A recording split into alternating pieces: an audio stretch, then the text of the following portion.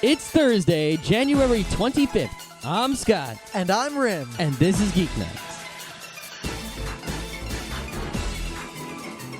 Tonight we discuss Odoru Daisousasen, a.k.a. Bayside Shakedown, a.k.a. Rhythm and Police.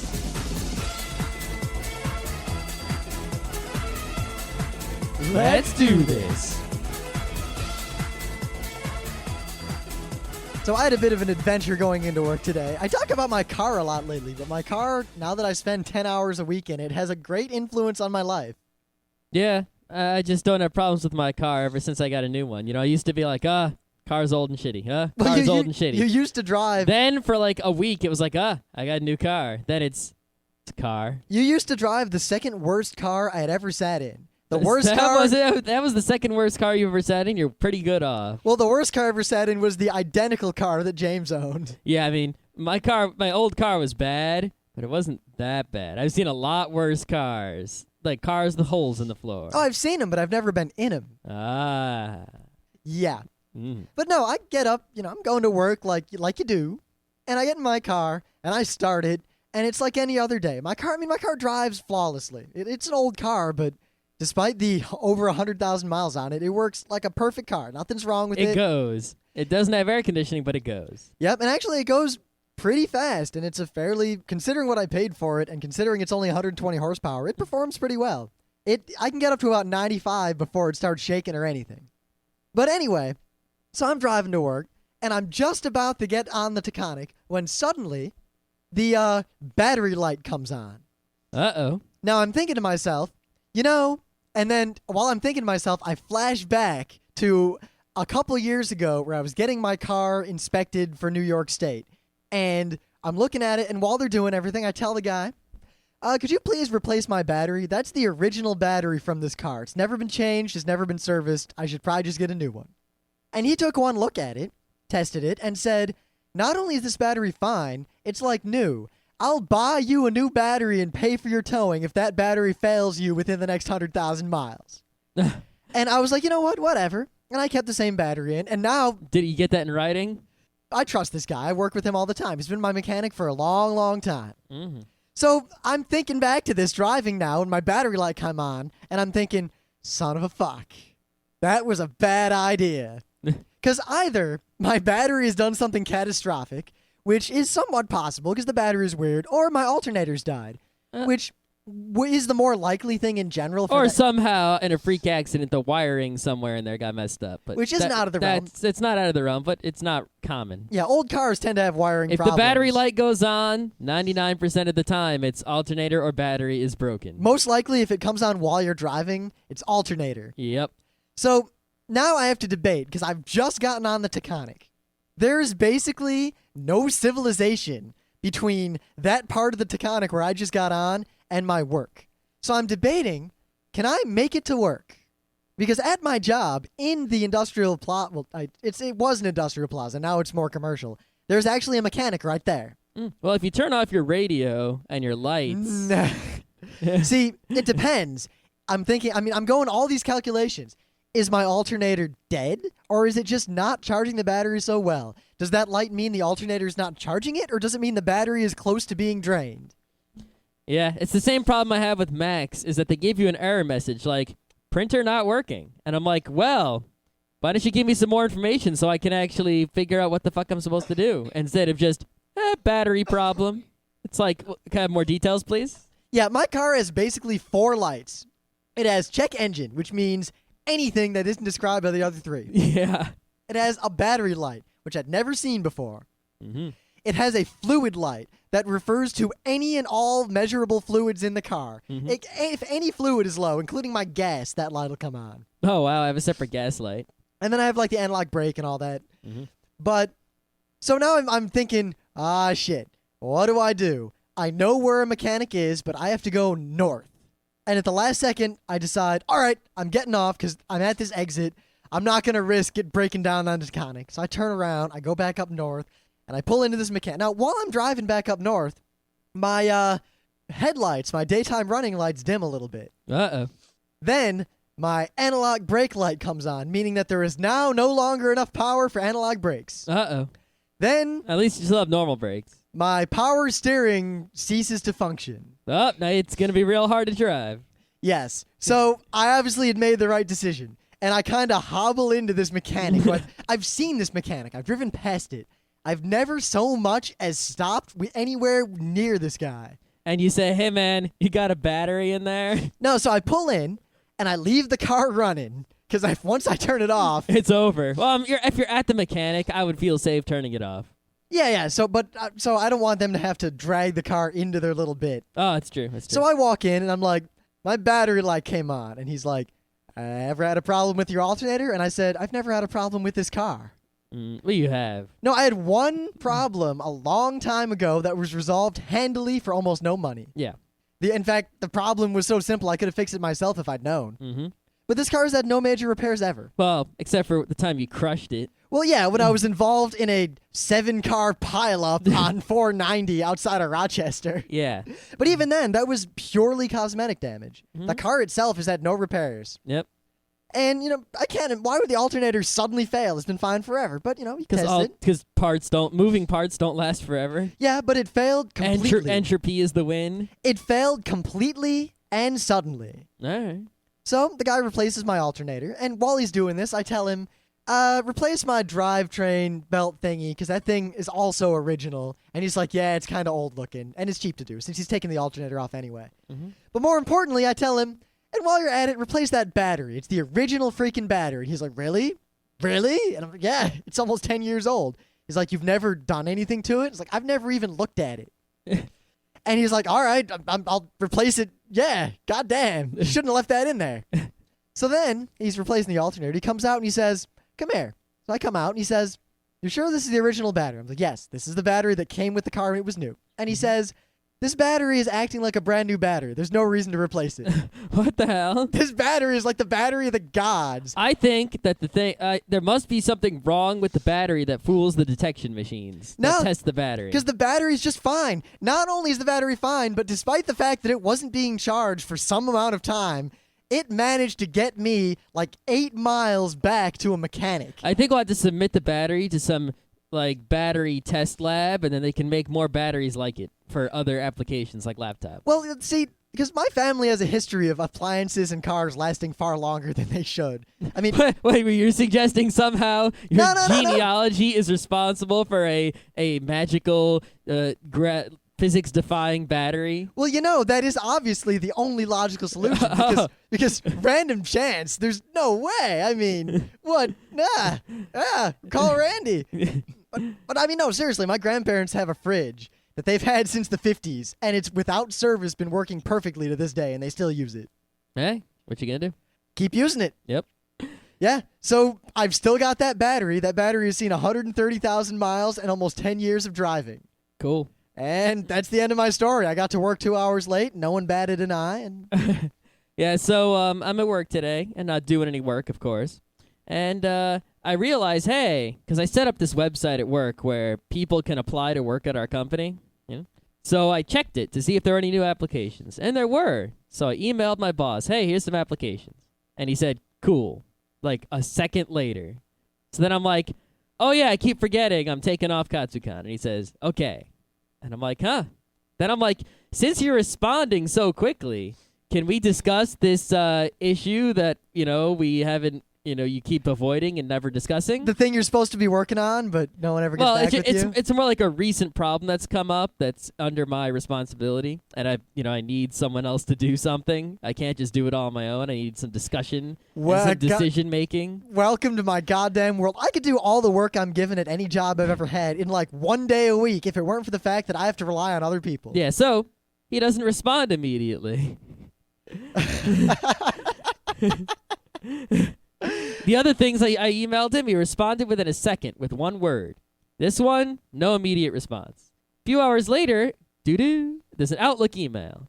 And it says, yeah, can we talk about that on Monday? I'm on vacation in the Dominican Republic. What? Why was he checking it?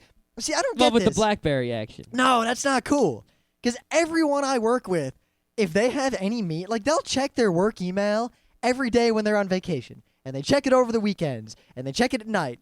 And as far as I'm concerned, unless I'm on call for something specific, like make sure this doesn't break overnight on this day, I turn my pager off and I don't even think about work until 8 in the morning the next thing is, day. when you have a smartphone, you've got all your emails going to this one device. Oh, I wouldn't. I'd set up a filter that would queue up and not show me work email you on can't weekends. do that. Yeah, I could. It'd be difficult. Plus, I wouldn't even send my real email to a smartphone. Email is, to me, exists solely to talk to people who aren't on AIM. I can't call, and I want a record of my conversation in case I need to cover my own ass later. Yeah, well, that's what people do. And, God, most email I send at work these days is simply proving that I put due diligence forth on something. yeah, so it made me realize not only does my work not know or care what I do most of the time, but apparently I don't know what they do. I mean, think about this. Rim, if your boss went on vacation to the Dominican Republic next week, all week, would you know? God. Well, it depends. I mean, at IBM, there'd be a lot of times where we'd be sitting around and something would be going down, and we'd be like, all right, we need to talk to the boss. And then someone would ask the ever-present question, where is the boss? Is she in today? I thought I saw her this morning, but I wasn't sure. Is she in her office? Well, she's not on same time. Huh. Mm-hmm. But then again, at my work now, I get like a month's notice if anyone's going to be gone for 5 minutes. Yeah, so I want everyone out there, think about this. Maybe start a thread in the forum. If your boss went on vacation, would you know about it? I mean, my boss apparently is in the Dominican Republic all week, and I had no clue until I tried to talk to him, which I don't do so often. Huh. Of course, I'm a weird case because I rarely have a boss straight up. Well, I mean, I don't know if this technically, like, there isn't sort of this boss kind of thing, but I mean, Well, I'm the programmer, and he's a CTO, so he's above me. Yeah, I mean, like, there's a person who clearly, this is the person who will be giving you assignments, and without their input, you won't do anything new. Uh-huh. That's what I would call a boss. At least in the technology world. I don't know. It's sort of, it's weird. Because really, in technology... we already the point is my job is fucked up, and I'm trying to find a new one. Yeah, I would be trying to find a new one, except my company pays me quite a bit, considering how, I guess, non-technical the job requirements actually are. Mm-hmm. But yes, well, it's not Monday. It's Thursday, so we're allowed to go on rants, but we're not going to go too long. Let's move on some news. All right, so on Dig, you might have seen that there was this thing about how, hey, if you microwave a wet sponge for 30 seconds or so, you can de-germify it, clean it up, and, whatever, and now it'll be like a brand new sponge, and it won't smell bad. That makes sense, unless you have the problem I have, which is where the sponges get shredded by knives, because we don't have a dishwasher. So you have to clean all the knives with the sponge, Yep. and thus the sponges get cut up. And then I needed to change the sponge out, Yep. even if the sponge is perfectly clean. Also, the forks and some of the spatulas, they just do a number on our sponges. Yeah. As soon as you get a dishwasher, we'll be able to use a lot fewer sponges. But yeah, this is old news, but for some reason it was all over Dig, and even some mainstream media picked up on it a little bit. Mm-hmm. The news here is that there has been a follow-up set of stories on every major news outlet today, talking about the numerous fires, injuries, and accidents that have come about as a result of people who probably don't know much about physics and have no business owning a microwave trying to emulate this trick. Oh my god. Apparently, a lot of people heard about this through various means and thought, hey, that's a great idea. So they went to their microwave and they dutifully put their dry, not soaked in water sponge in the microwave, which is the same as putting nothing in the microwave. They then turned the microwave on for like 5 minutes and walked away, assuming it would sterilize the sponge. 5 minutes? Well, in many cases, they just didn't put a wet sponge in. I mean, running an empty microwave is not the best idea. All right, now wait. Did anyone put, like, some steel wool or a Brillo pad in there? Yes. Oh god. So now God. there are stories on CNN and MSNBC about such things as, yes, you can do this. Make sure you wet the sponge. Make sure your sponge does not contain metal. Make sure you keep an eye on it. Make sure you only do it for a short amount of time. Be warned, the sponge will be hot when you try to remove it. Yeah, this actually kind of fooled me for a second. Like, when I saw the story on Dig, I said, hey, I saw the headline only. I didn't read it. I said, that makes a lot of sense, yeah. And I'm like, someone should just make a dishwasher that uses microwaves to clean all the dishes. And then I said, wait a minute. You couldn't put silverware in there. Not at all. But other than that, it's an okay idea when you think about it. If something is microwave safe, there's no reason you couldn't clean it with microwaves. Well, except that microwaves wouldn't remove physical gunk. All it would Eventually do is they would. Nah, because depending on the gunk, it might not even burn or anything. Most of the microwaves died because if you run microwaves, especially older ones without anything in them, they'll just burn themselves out. I guess maybe. You need but something. Still, a dishwasher with some sort of microwave action might be okay. Most modern dishwashers basically steam clean. Yeah, they have the steam clean, like superheat, burning everything to death function. Yeah, which we'd probably use. They use it once in a while to super clean the dishes. Yeah, like once a month to clean all the silverware. Yeah, it makes all the dishes real hot, though, like hotter than the microwave. That's fine. Yeah. We have enough dishes to entertain like 40 people. I don't think we... Well, silverware. Yeah, oh, okay. We have enough silverware to entertain 40 people. Hey, if you count the plastic silverware, yes. Oh, God, if you count the plastic silverware. All right. So, remember Diebold? I'm well aware of the company called Diebold. Yeah, well, apparently... They make voting machines, for those of you who are unawares. Incredibly insecure and faulty electronic voting machines. Lots of shady business going around left and right.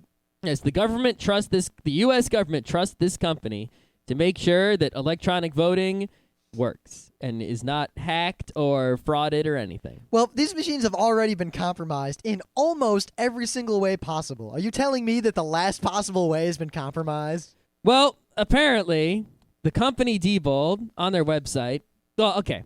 These voting machines all have a key that you can use to physically open them, all right? And that's pretty secure, a key. I mean, this key's not the most secure thing in the world, but... you got to copy a key. It's not... Yeah, well, I mean, think about it. You need to call a locksmith to sit there. Well, no, even if it's a pickable lock, because almost all locks are easily pickable, it takes a non-trivial amount of time. Like, it takes a couple minutes. And you can't just sit there using a bump key inside of the voting booth. They'll notice. Yeah, and nobody's going to have these keys except, election workers and Diebold themselves. Granted, there were corrupt election workers at the most recent election where I voted, but I digress. Yes. Anyway, remember how Princeton was doing a study on these voting machines and showed how they were all insecure and everything? Mm-hmm. Well, they noticed on the Diebold website, because, if you're studying Diebold machines, you're going to go to the Diebold website, that there was a picture of the key. Was this the high-resolution picture, perchance? It wasn't. I don't know how high the resolution was. What, they've got like an HD TV screenshot fully zoomed in of the keys on it? I don't know, but they took the picture of the key, they went to Ace Hardware, they got some similar looking keys, and they sculpted the keys, and to look like the one in the picture, and 2 out of the 3 keys opened the test voting machine that they had for their lab. Outstanding. So Diebold realized this mistake and changed the picture on the website to a picture of a digital key card instead of the physical key to open the voting machines. Yeah, way to close that barn door. I'm sure those horses will... That's what it says right here. It says, shutting the barn door after horse has left.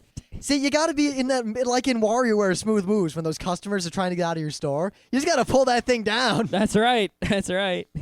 Of course, maybe if you just never opened it in the first place. Yeah. This is just a lesson in security, and for everyone out there who, is not security-minded. Don't put a picture of your freaking key anywhere.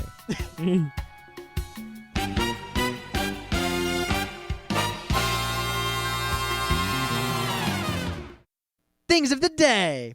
So cats don't like to get wet. That is well known. I've watched people attempt to wash cats who did not want to be washed, and serious injuries have resulted. I've always seen people who use spray bottles of water to tame their cats. That doesn't wash them, however. No, it doesn't wash them. All that does is piss them off and cause them to further plot your demise. All right. So basically, I've seen people wash cats, and it tends to involve wearing leather gloves, holding the cat at arm's length into a spray of water, and holding it there. You'll get to scratch up your arms pretty bad. That's why you tend to wear protective equipment. Can't you just take your cat to a grooming place that'll wash your cat for you? Well, you can, and thanks to the power of the internet, we now know what goes on in many of these places. Apparently, there's a product that is basically a torture chamber for cats. What? It's this box, and it's called a pet spa. Wait. Wouldn't if you took it to a grooming place, wouldn't one person just hold the cat and then another person wash it for you. That's not. I mean, cats are pretty strong, and you're gonna have to pretty much hold the cat's arms and legs so it doesn't scratch everybody. Yeah. I imagine they use this on cats that are particularly, I don't know, evil. But all right, so this video is kind of. I mean, it's funny, but at the same time, that poor cat. But at the same time, the cat probably smelled a little bit better when this was all over. Okay. So they take this cat. And they put it in this box with a big window door. It looks like a washing machine.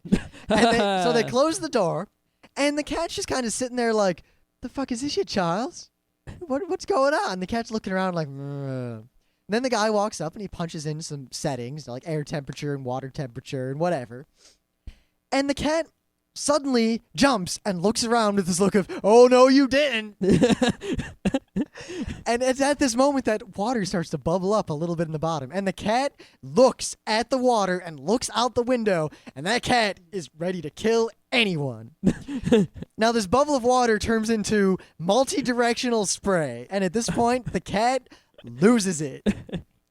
And there's no way out. And the cat doesn't... The cat is basically like a guy screaming, falling off of a building, where eventually you just run out of breath and stop screaming and just kind of take it. The cats go freaking out and freaking out. Press A, press A. Water's in the room. It's getting you wet. And then finally the cat just gets so tired that he just kind of half-assedly is poking at the door like, bastards, all of you. And when they finally take the cat out, it has this look of just, I can't describe how angry and tired this cat looks. I feel bad for it, but at the same time, how else are you going to wash a cat? A hose. Hoses work. It's pretty hilarious. And don't think it cruel of me that I laugh, because I guarantee that you will laugh at least a little bit at this. How can you not? Oh my God. So apparently this like a trivia game show in Britain, and I don't know the name of it, but someone else probably does, and they're going to yell at me. So I'm not even going to say the name because I might be wrong. But anyway, it appears from watching this video on YouTube that the way the show works is you choose a topic for yourself. Like I could go on and say, ask me about Linux. Yeah, that's right. Ask me about Linux. Oh, look, I know everything. Pund. And then at the second part of the show, they ask you general stuff, which is usually stuff you'll have no idea. Like pop star blah, football team blah. Yeah, and you go, shit. But, and then I guess when you get questions right, you get points. And it seems pretty good. It's kind of fun. Anyway, this chick went on the show, and she says, yeah, ask me about H.P. Lovecraft. That's right. Ooh. That's right. And she's like, yeah, I know that shit. What you gonna do about it? And it's pretty cool. And I gotta say, nerdy chicks in Britain. I'm a huge fan of H.P. Lovecraft, but I couldn't answer 3/4 of those questions. Yeah. And for anyone who is still kind of new to the whole H.P. Lovecraft thing, you might learn something watching this, because like in the middle part, the host guy kind of questions her out about H.P. Lovecraft a little bit, and she gives you some information. Of course, you'll probably learn more going to Wikipedia, but hey. Or just reading The Color Out of Space. Yeah, or any of those other. Or The Thing on the Doorstep. Or The Call of Cthulhu. Tales of Horror and the Macabre. Yeah, whatever. Tales of Terror and Death. Yeah. So, it's pretty cool. You should watch it. I don't know. This actually looks like a pretty cool quiz show. It's definitely a lot better than that Millionaire where I just get frustrated and go, God damn, you're stupid. God damn. What orbits around God? Okay. The Earth. Without further ado, we've been doing a lot of hard-hitting episodes lately. Just in terms of... At least we think we have. Not in terms of particularly our content or the way we handle the show, but in terms of things that we particularly like. I mean, Dave and Joel talk a lot about things they don't like. Mm-hmm. We talk a lot about things we like, and this is something we like perhaps more than almost anything. I don't know about that. We like it a lot, though. A whole lot. Well, consider... We like it as much as we like Initial D. I think I like it more than Initial D. I think I like it twice as much as I like Initial D. Oh, that's a whole lot of liking going on. It is. I like it as much as I like Initial D, which is a lot. Odoru Daisousasen. Hey, everyone listen to that carefully. Odoru Daisousasen. So now I had it right, and now when I actually try to do it on the show, Daisousasen. Yes. Now the reason we say it and bring that up is that when we first heard of this and when we found out, there's a whole story as to how we came up to this. There were many near misses where we almost found out about this but didn't due to our own stupidity. We'd be like, Odoru Daisousasen. Well, we didn't even know what it was. And, and event for the longest time, I was like, Odoru Daisousasen. And finally, our friend Katsu was like, RM, that's not how you say it. Yep. But yeah. Daisousasen. Sousasen. I guess OAE. before we go into the details of what exactly this is, other than the fact that it's awesome, I think we should give you a little bit of backstory as to how we discovered it, because it's a convoluted and interesting tale. Mm-hmm. You see, now remember, there's a pre-story before any of this when I was a freshman at RIT, and our friend Katsu was a freshman. And he would talk fairly often about this cop drama from Japan that he was a big fan of, and we all just kind of totally brushed it off because we had no way to see it. We didn't I don't even care. remember him talking about it freshman year. I remember it partly because he had a scheme to try to fan sub it. See, I remember that coming later, but it doesn't really matter. And he wanted my help. And I didn't know a lot about that sort of thing. I didn't have a gen lock, and I didn't have all the good software to do it well nowadays. So we tried a little bit. I watched an episode raw, and I didn't know what it was, and I didn't understand it, so I didn't think it was that funny. And after a little while, we just kind of ignored it, and I forgot about it. Mm-hmm. Fast forward, playing DDR. We're playing the song that is perhaps my second favorite song in DDR.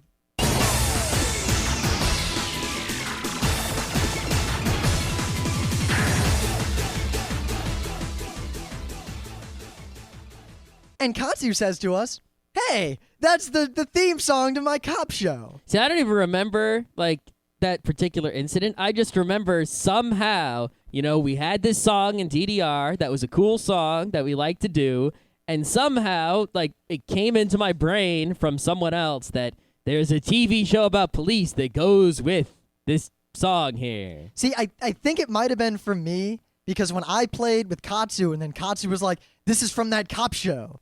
And I was like, oh, really? Uh-huh. Rhythm and Police. But yeah, all I knew for the longest time was Rhythm and Police. It's a song in DDR. It's a cop show of some sort, and the theme song is really cool, and it's in DDR, and I like to dance it. And I wish I could find the show in English.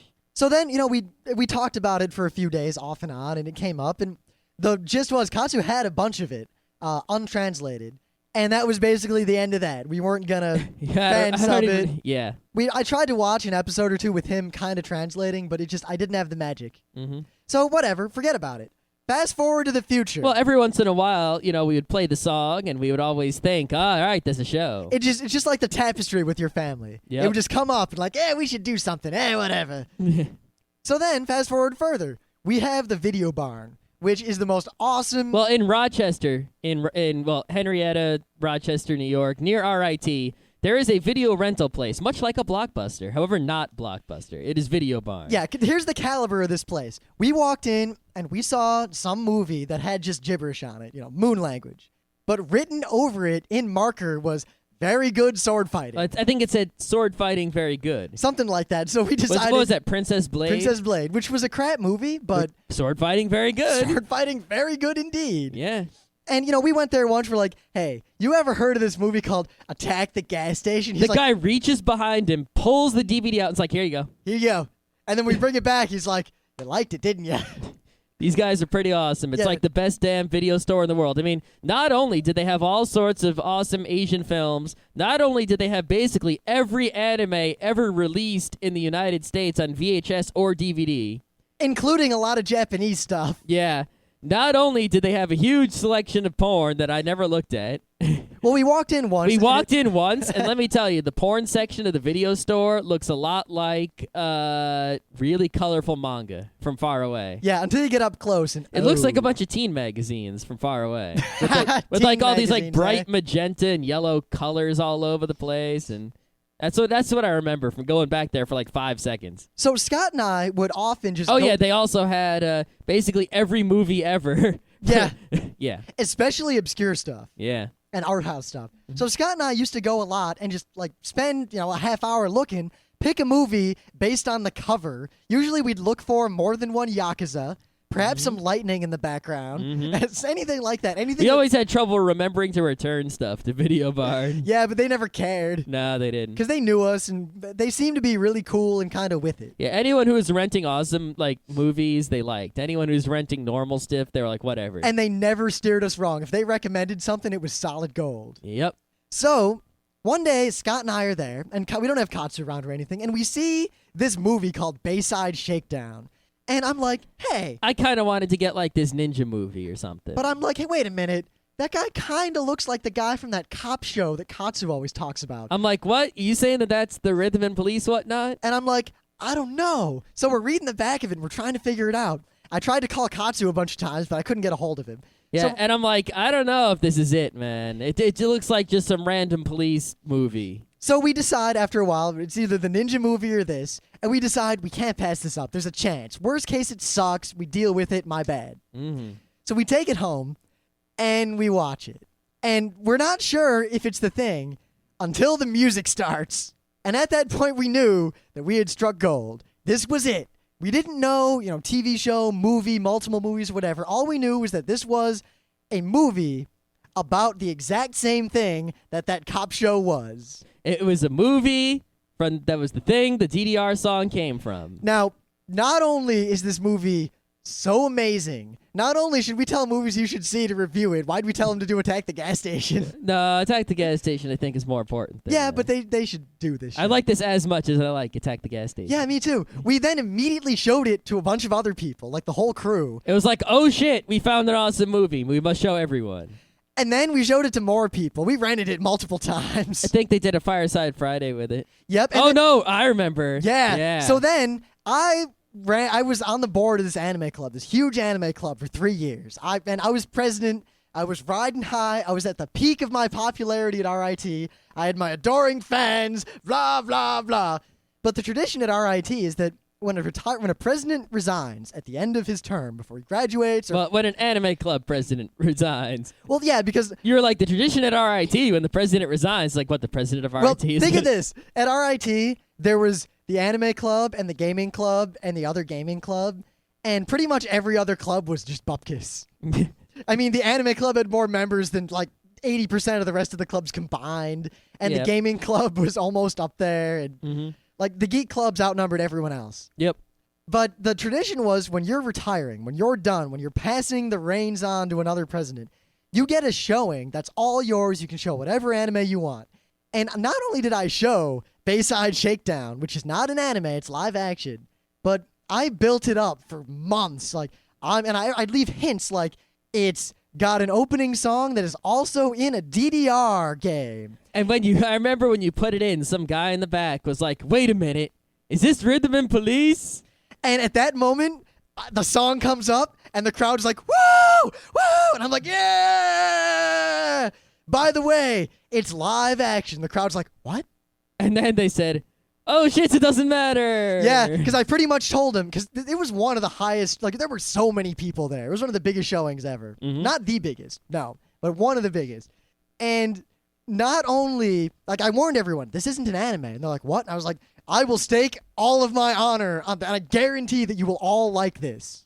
I promise. I put everything on the line. And you did not lie. Oh my God. There's a scene at the end of this movie where the crowd is silent. Absolutely silent. You could hear a pin drop in that room, and everyone's like, that's my favorite part where they're on top of the building.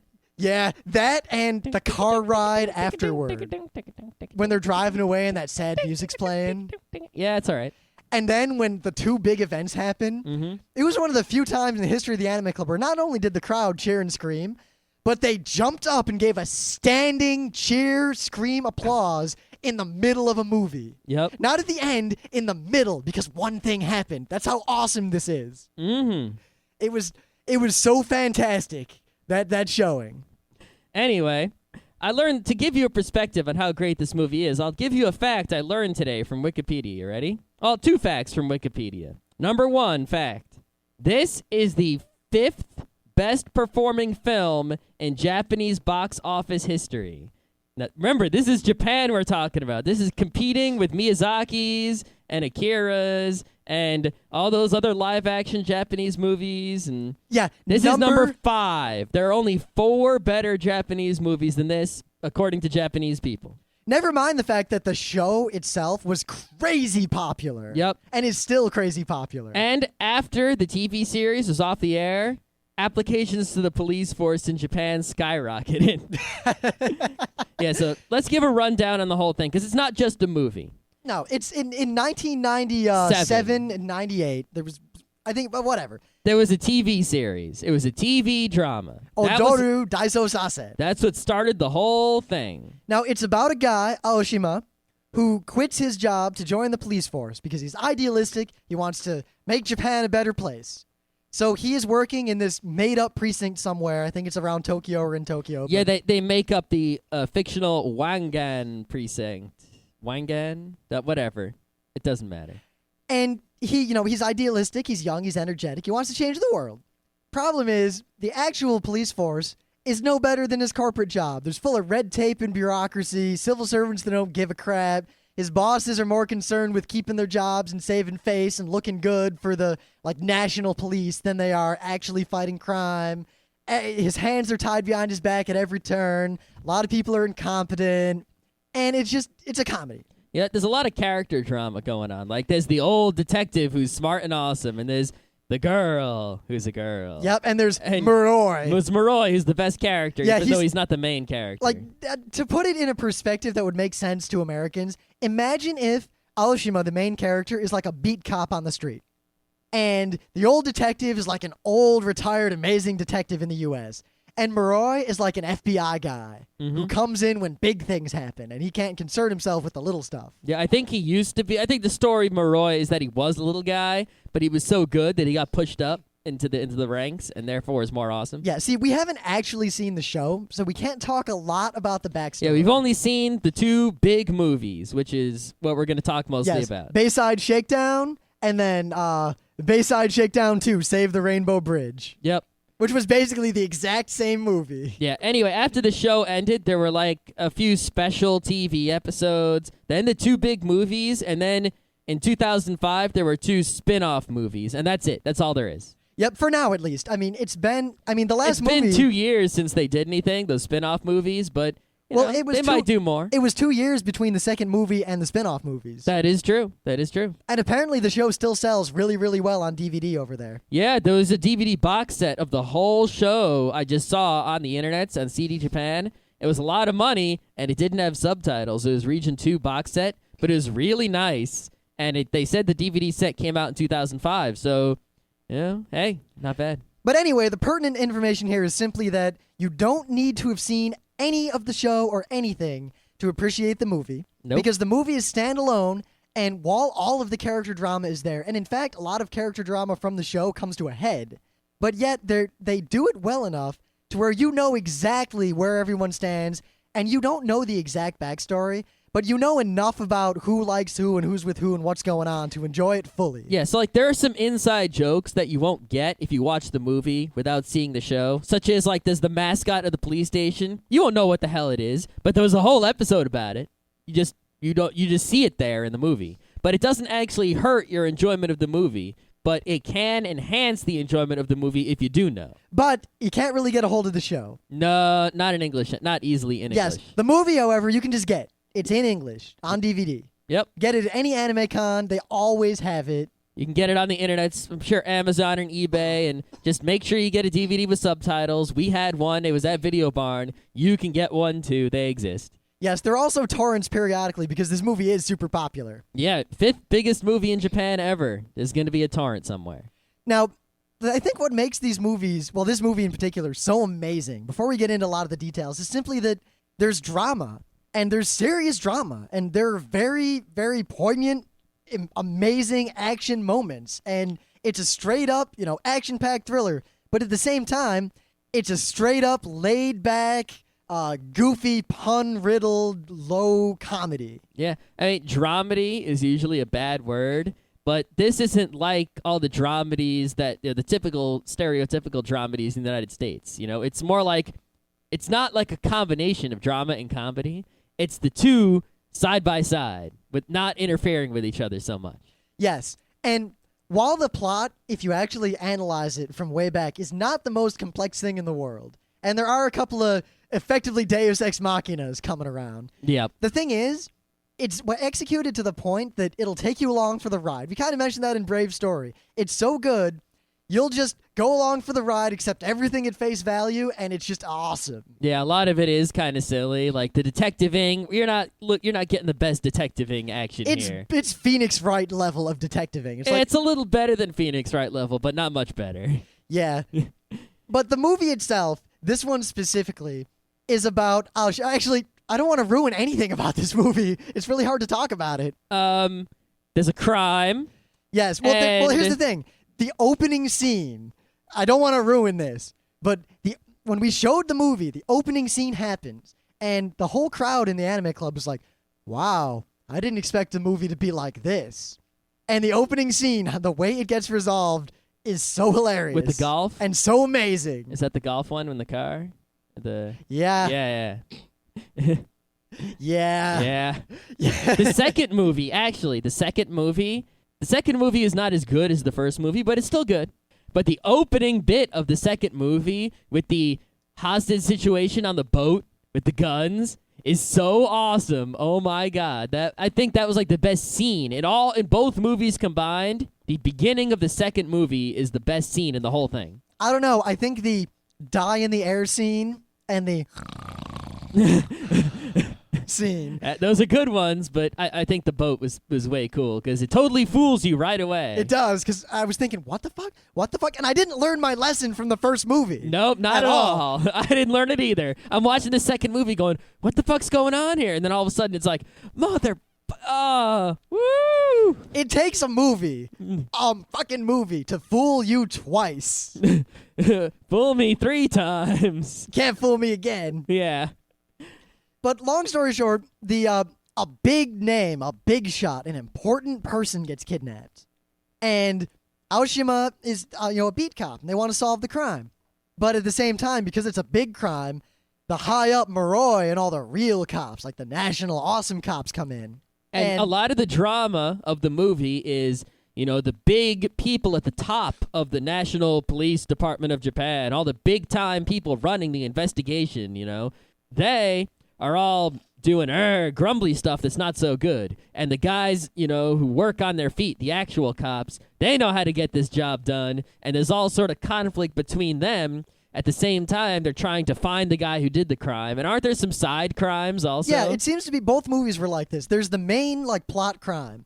But there are 2, or actually I think there are 3 pretty much unrelated threads of crime that are going on that they have to deal with independently of the main crime. Yeah, usually, all of the detective people will be looking to solve the big crime, but each one of them will have some sort of side crime they have to deal with. Like, what was the one, Well, there's the crazy woman with the suicide thing. Yeah, there was a purse snatcher or something? What was it? Well, there's Someone was stealing things from the desks of people in the police department. However, that one has a twist ending. That one has a great twist ending. It's hilarious. I'm not going to give that away at all. Oh, we can't give anything away. This movie is... Oh. Yeah. That's a big part of this movie is total surprises. It's like, there's a mystery, and you can kind of get some clues a little bit, but not so much because it's not a mystery show. It's a comedy drama, so mystery doesn't enter into it so much. And then when it kindly resolves, surprise, and you go, oh shit, and it's either lol or oh my god, or both. Yes, this movie really is a kind of a roller coaster of build you up, and then hit you over the head with an awesome scene, and then build you up and hit you over the head with a more awesome scene. You'll yell at the screen multiple times, and I It's insist. definitely something you want to watch with people around. Because Yes. watching it alone, you don't get the same effect. The more people you have in the room And you with you gotta turn the music up loud. Yes, I think we've just demonstrated that enough. I think we have. Yeah. Now, we were talking about, the big national fancy police versus the low beat police, and this seems to be a theme or a thread that is present in a lot of Japanese fiction, where there's the person on the front lines, the person like the grunt down there, and he knows how to get the job done, and he has to trust the people above him to make the right decisions. And then there's the people at the top who have to make the right decisions because the things they do directly affect the people on the line, and they rely on the people on the front lines to do things for them, But at the same time, they can't just walk all over those people or nothing will get done. And it's this whole kind of the bond between the low-level salaryman and the high-level CEO, and how both of them are required, and how you have to have a balance between the two, and all these sorts of things that are really cool and poignant, but you don't need to worry about them if you don't care, because there's also awesome, crazy, funny scenes. It also has a little bit of Sanctuary in it. You know, a Sanctuary is all about, I'm in the mafia, and you're in the government, and we'll work together, you know, me on one side and you on the other side to, you know, set things right. There's also... in Bayside Shakedown, they have the whole thing of, you know, we're friends. You go up the ladder, and I'll stay here on the streets, and we'll work together to set things right. And there's this really cool plot of, like, the friendship between Aoshima and Moroi is really strained by this, because Moroi has to make decisions based on information that Aoshima can't see. And Moroi often has to make decisions that are painful or outright suck for reasons that he has no control over. But those things still fuck Aoshima. Yep. And he trusts Moroi, and he has to trust Moroi, even when he thinks that Moroi is doing the wrong thing. Because his role is the grunt, doing what they say. Yep. Of course, he's also a troublemaker who never gets any sleep and can never go to the bathroom. Oh, yeah, there's all kinds of stuff like that. Actually, one of my favorite scenes now that I'm thinking about that thread is, remember the scene where... The vending machine in the I was dark? about to say Yeah. the vending machines. I always remember that one. I don't know if I like it so much. It's a good scene, but it's not like my favorite. But I always remember it. Well, the fact that the old detective was eavesdropping. Yeah, the old detective, I think, is my favorite character in the whole thing. Yeah, I mean, I like Aoshima in the same way that I would like Ranma. It's just, like, he's the awesome, funny, oh my god guy. But all the supporting cast are really good. Yeah, the girl actually reminds me like Scully from X-Files, only less serious. And Japanese. Yeah, we've really avoided talking about the movie in any specific detail because ruining this movie is a crime. I mean, that's like ruining Cowboy Bebop for someone. It's just, you can't do it. That's horrid. The thing is, this is just not very well known outside of Japan, and it's awesome. Yes. I can't stress enough. I know we say this a lot about things, but that's just because we tend to review things we really like. I guarantee you will like this movie. If you are a human being. If you do not like this movie, and you give us a valid reason, an actual valid reason, I mean, we'll probably play your critique on the show if you actually give us a good reason why you didn't like this movie, but you'd better be honest, because we'll know if you actually liked it and you're just lying to get on the show. Yeah, you could be just lying. We'll know. Because I've never met a human being who did not absolutely love this movie after they saw it. Yeah, I think one of the key things about this movie that makes it so great is here in the United States, right, we have police shows, and the range of police shows seems to be on one end, we've got NYPD Blue and CSI and all these serious, police. We got to figure out who did this horrible thing. We found him. We found him decapitated. It's all dark and gritty and the chief's taking coke. And procedural. And on the other end, we have Police Academy. God. Or Naked Gun. And crap like that. We don't have the in-between in the United States. Can you think of one? Not really. I can't think of any movie that's at all like Bayside Shakedown. Every police or detective or even lawyer, there isn't so much lawyering in Bayside Shakedown or Odoru Daisousasen, but it seems to either be really serious or really wacky. And this is way in between. It's got serious and silly, but not wacky silly, just normal silly. And it's awesome. Super awesome. Get this movie, watch it. Any way you can. If we find a link to somewhere, we should find a link to somewhere you can buy it and put it in our little thingy. We probably will do that. Maybe not right away tonight, but at some point. Yeah, so go to frontrowcrew.com, either in the forum. You know what? Yeah, in the forums, there will be probably a thread about the episode. And if we find a link to where you can buy it, we'll put all the different links up in there. Yep. So go to the forum. And in fact, go to the forums anyway, because the forums have recently exploded more so than ever. Yeah, there's a lot of people talking about a lot of stuff in there now. It's like there's way more action going on than before. Yeah, the forums are to the point where I can't even keep up with them anymore, and I admin them. Yeah, so frontrowcrew.com, people.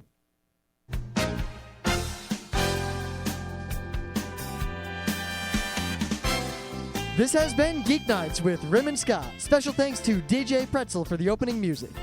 Be sure to visit our website at www.frontrowcrew.com, where you'll find show notes, links, our awesome forum, a link to our Frapper map, and links to all the RSS feeds. We say feeds plural because Geeknights airs 4 nights a week, covering 4 different brands of geekery. Mondays are science and technology. Tuesdays, we have video games, board games, and RPGs. Wednesdays are anime, manga, comic nights. And Thursdays are the catch-alls for various rants and tomfoolery. You can send us feedback by email to geeknights@frontrowcrew.com. Or you can send audio feedback via Audio. Just click the link that says Send Me an Audio on the right side of our website. If you like what you hear, you can catch the last 100 episodes in iTunes or in your favorite podcatcher. For the complete archives, visit the website, which has everything. Geeknights is distributed under a Creative Commons Attribution Non-Commercial Share-alike 2.5 license.